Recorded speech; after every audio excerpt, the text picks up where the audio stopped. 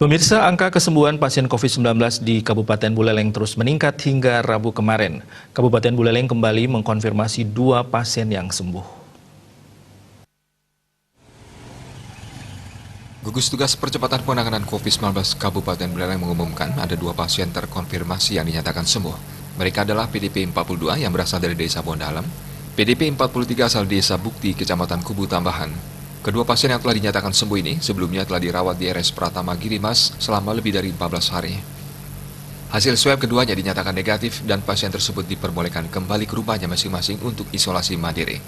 Sekretaris Gugus Tugas Kabupaten Buleleng, Gede Suyasa menjelaskan, pasien terkonfirmasi yang dinyatakan sembuh secara kumulatif berjumlah 32 orang dari 51 kasus. Jika diambil persentasenya, Buleleng berada pada angka rata-rata yakni 50 hingga 55%.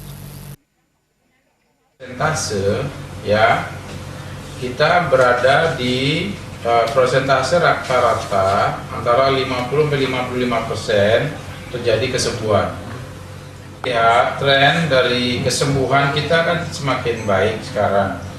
Ya, kita sempat berada di angka 50 sampai 55% ya, bahkan sempat di angka 49.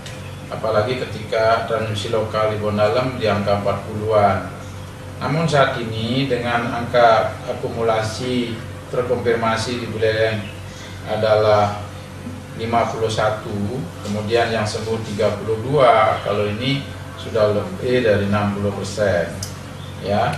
Namun masih setiap hari masih ada perkembangan yang sembuh setiap harinya. Dan juga ada yang terkonfirmasi, walaupun dari sisi jumlah ini hampir berimbang.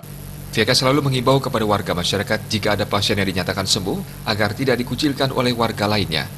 Komang Yuda, Bali TV.